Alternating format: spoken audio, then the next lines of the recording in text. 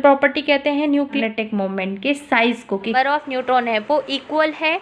और ये जो स्पिन करेंगे एमआरआई में हाइड्रोजन न्यूक्लियाई का ही क्यों यूज करते हैं। सिंगल प्रोटॉन जब स्पिन कर रहा है तो hello everyone, welcome to my channel. आप सभी का मेरे चैनल पे स्वागत है। तो आज हम लोग पढ़ेंगे हाइड्रोजन न्यूक्लियाई इन एमआरआई। हाइड्रोजन न्यूक्लियाई को एमआरआई में क्यों यूज़ करते हैं, अदर न्यूक्लियाई को क्यों यूज़ नहीं करते हैं। तो चलिए स्टार्ट करते हैं। Let's get started. Hydrogen nuclei MR active nuclei होता है जो इसका यूज़ क्लिनिकल एमआरआई में करते हैं। ओनली हाइड्रोजन न्यूक्लियाई का ही क्यों यूज़ करते हैं, जबकि अदर न्यूक्लियाई भी हमारी बॉडी में प्रेजेंट होते हैं तो उनका यूज़ क्यों नहीं करते हैं। उसका क्या रीज़न है कि हम हाइड्रोजन को ही क्लिनिकल एमआरआई में यूज़ कर रहे हैं, अदर एटॉमिक न्यूक्लियाई का यूज़ क्यों नहीं कर रहे हैं, उसका क्या रीज़न है।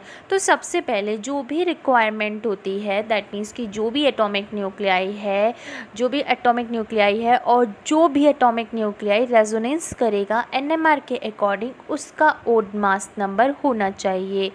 एमआर एक्टिव न्यूक्लियाई को मैं प्रीवियस वीडियो में बता चुकी हूँ। मैंने इसके डिटेल वीडियो का लिंक डिस्क्रिप्शन बॉक्स में दिया हुआ है, आप जाकर उस वीडियो को देख सकते हैं। इससे आपको टॉपिक ईजिली समझ में आ जाएगा। एमआर एक्टिव न्यूक्लियाई क्या होता है, इसके बेसिक पॉइंट्स मैं आपको बता देती हूँ।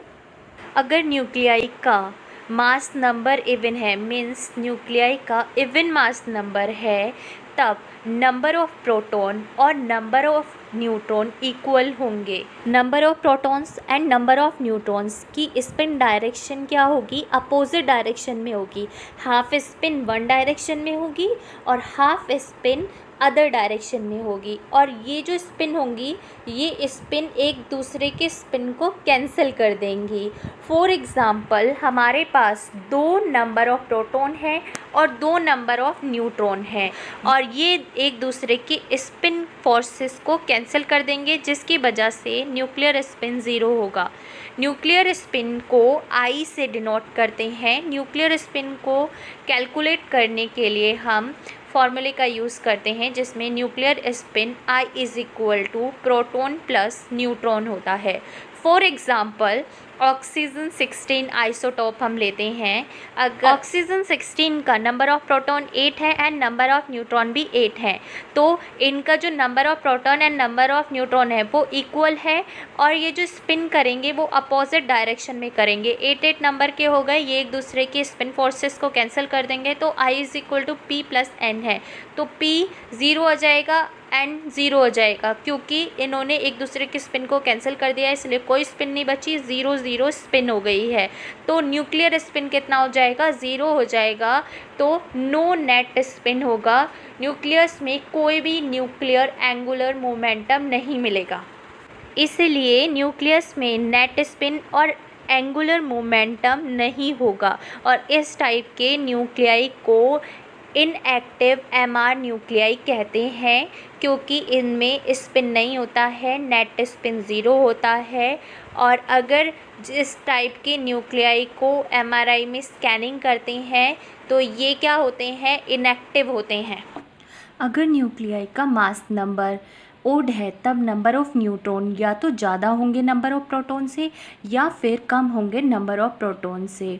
स्पिन जो होती है न्यूक्लियाई की इक्वल और अपोजिट डायरेक्शन में नहीं हो, जैसे कि इवन मास नंबर के न्यूक्लियाई में होती थी। और इसमें क्या होगा, इसलिए इसमें क्या होगा, न्यूक्लियस में नेट स्पिन होगा और एंगुलर मोमेंटम होता है, और इस टाइप के न्यूक्लियाई को एमआर एक्टिव न्यूक्लियाई बोलते हैं। जैसे कि फॉर एग्ज़ाम्पल 1H1 का एग्जाम्पल ले लेते हैं, जिसमें नंबर ऑफ़ प्रोटॉन 1 है और नंबर ऑफ़ न्यूट्रॉन 0 है।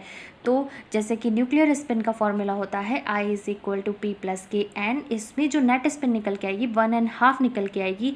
क्यों निकल के आएगी, इसके लिए मैंने डिस्क्रिप्शन बॉक्स में मेरी डिटेल वीडियो बनी हुई है एमआर एक्टिव और इनएक्टिव न्यूक्लियाई पे।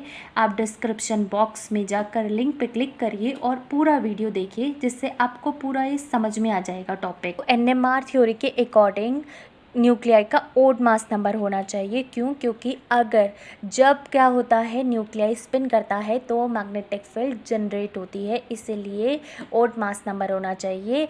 इवन मास नंबर में स्पिन नहीं होता है न्यूक्लियाई, इसलिए उसमें मैग्नेटिक इफेक्ट जनरेट नहीं होती है, इसलिए वो इनएक्टिव एमआर न्यूक्लियाई होता है। इसलिए इवन मास नंबर के न्यूक्लियाई का यूज़ नहीं करते हैं, ओड मास नंबर के न्यूक्लियाई का यूज़ करते हैं एमआरआई में स्कैनिंग के लिए। हाइड्रोजन न्यूक्लियाई का ही क्यों यूज़ करते हैं, इसके दो रीज़न हैं। सबसे पहला है most evident nuclei in human body is hydrogen nuclei. हमारी बॉडी में सबसे ज़्यादा जो एटॉमिक न्यूक्लियाई पाया जाता है वो है हाइड्रोजन न्यूक्लियाई, क्योंकि मेनली हमारी बॉडी वाटर की बनी हुई होती है, क्योंकि हमारी बॉडी में 70% वाटर होता है और एक वाटर मॉलिक्यूल में 2 हाइड्रोजन एटम होते हैं। सेकेंड रीज़न है कि एक प्रोटॉन में लार्ज मैग्नेटिक मोमेंट होता है। एक तो हो गया कि ये हमारी बॉडी में सबसे ज़्यादा पाया जाता है, एंड सेकंड हो गया कि ये क्या प्रोवाइड करता है, लार्ज मैग्नेटिक मोमेंट प्रोवाइड करता है। ये दोनों कैरेक्टरिस्टिक्स बॉडी में अवेलेबल मैग्नेटाइजेशन के मैक्सिमम अमाउंट को यूटिलाइज करने के लिए अनेबल बनाती है। हाइड्रोजन में सिंगल प्रोटॉन होता है, इसका एटॉमिक और मास नंबर 1 होता है, जो कि न्यूक्लियस के अराउंड स्पिन करेगा, जिससे मैग्नेटिक फील्ड प्रोड्यूस होगी।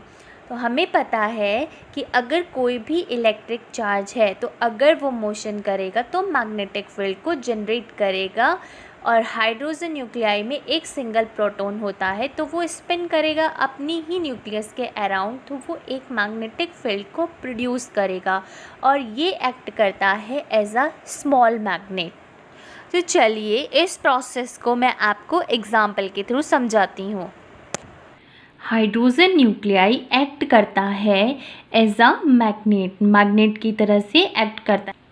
अकॉर्डिंग टू इलेक्ट्रोमैग्नेटिज्म लॉ के अकॉर्डिंग मैग्नेटिक फील्ड क्रिएटेड होती है जब चार्ज पार्टिकल मूव करता है।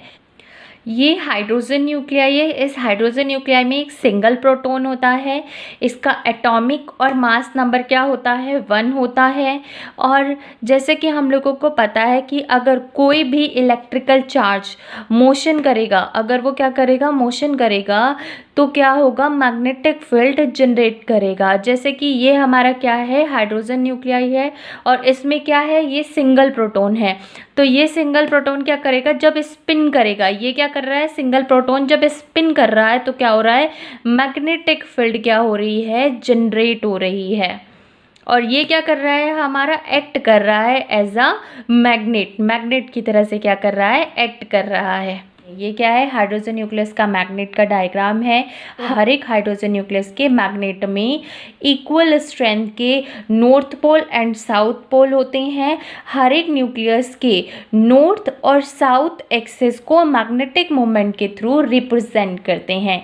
अब मैग्नेटिक मोमेंट क्या है, magnetic moment it is also known as magnetic dipole. तो मैग्नेटिक मोमेंट को क्या कहते हैं, जो मैग्नेटिक मोमेंट होता है वो क्या होता है, it is also known as magnetic dipole.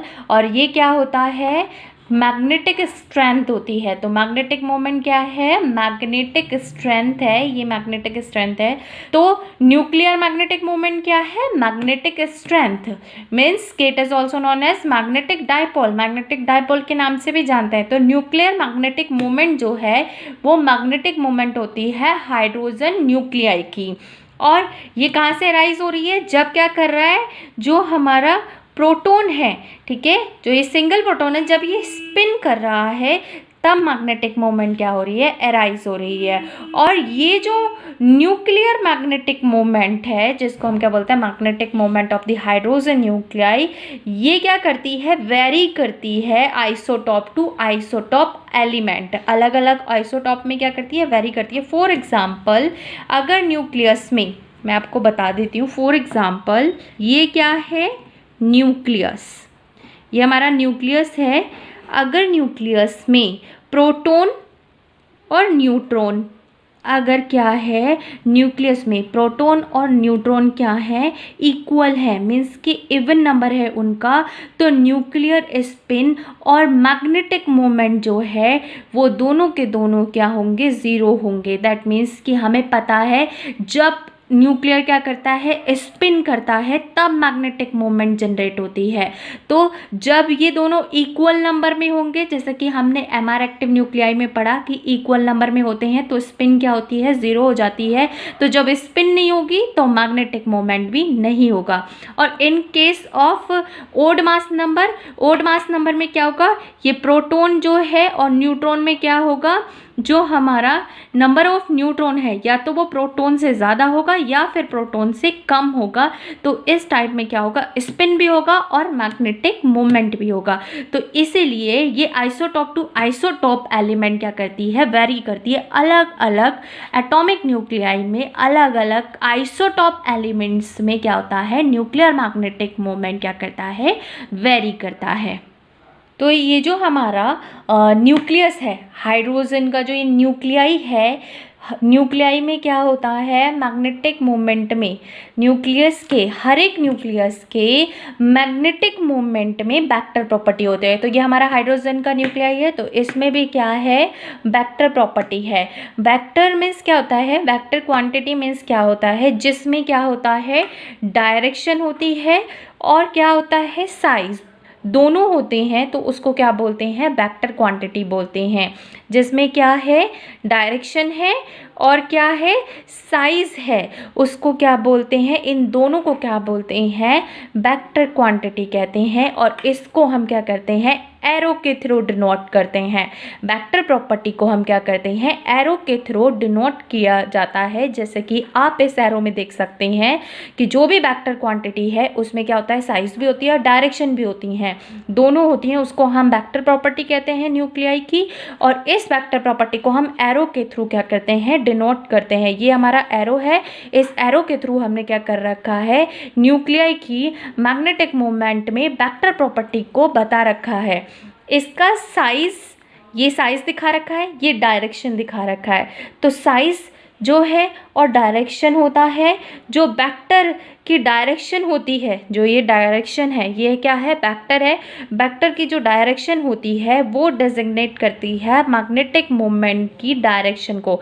Magnetic moment मैंने आपको बताया कि इसको हम मैग्नेटिक डायपोल बोलते हैं और क्या कहते हैं, इसको मैग्नेटिक स्ट्रेंथ के नाम से जानते हैं। वेक्टर की जो डायरेक्शन होती है वो डेजिग्नेट करती है मैग्नेटिक मोमेंट की डायरेक्शन को, कि मैग्नेटिक मोमेंट की डायरेक्शन इस साइड में।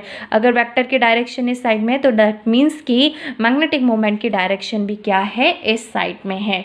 और वेक्टर की जो लेंथ होती है, ये वेक्टर की क्या है, लेंथ है। पूरी ये जो लेंथ है ये जो होती है वो डेजिग्नेट करती है मैग्नेटिक मोमेंट के साइज को, कि कितना साइज है।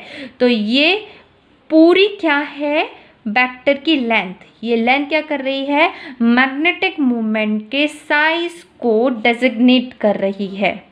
जैसे कि मैंने एग्जाम्पल के थ्रू आपको समझाया कि the magnet of each hydrogen nucleus has a north and a south pole of equal strength. That means कि हर एक हाइड्रोजन न्यूक्लियस के मैग्नेट में इक्वल स्ट्रेंथ के नॉर्थ एंड साउथ पोल होते हैं। और हर एक न्यूक्लियस के नॉर्थ और साउथ एक्सिस को मैग्नेटिक मोमेंट के थ्रू रिप्रेजेंट करते हैं। और ईच न्यूक्लियस के मैग्नेटिक मोमेंट में वेक्टर प्रॉपर्टी होती है। The magnetic moment of each nucleus has a vector property. Vector property means जिसमें डायरेक्शन और साइज दोनों होते हैं उसको वेक्टर प्रॉपर्टी बोलते हैं। तो the direction and the size दोनों को मिलाकर क्या बोलते हैं, वेक्टर प्रॉपर्टी बोलते हैं। And the direction of the vector designate the direction of the magnetic moment. That means कि जो वेक्टर की डायरेक्शन जो होती है वो डेजिग्नेट करती है मैग्नेटिक मोमेंट की डायरेक्शन को। मैग्नेटिक मोमेंट हाइड्रोजन न्यूक्लियाई के मैग्नेटिक मोमेंट की डायरेक्शन को डिनोट करती है। And the length of the vector designate the size of the magnetic moment. और वेक्टर की लेंथ जो होती है वो डेजिग्नेट करती है मैग्नेटिक मोमेंट के साइज को। तो हाइड्रोजन न्यूक्लियाई के मैग्नेटिक मोमेंट के साइज को वेक्टर की लेंथ के थ्रू क्या करते हैं, डेजिग्नेट करते हैं। That's all about for today. I hope आपको मेरा वीडियो अच्छा लगा होगा। अगर आपको मेरा वीडियो अच्छा लगा तो मेरे वीडियो लेक्चर पर लाइक करें और अपने फ्रेंड्स के साथ शेयर करें। और अगर मेरे चैनल पर आप नए हैं तो मेरे चैनल को सब्सक्राइब करें, इससे मुझे मोटिवेशन मिलेगा और आपके लिए मैं इसी तरह के और भी अच्छे वीडियो लेक्चर बनाऊंगी। Thank you.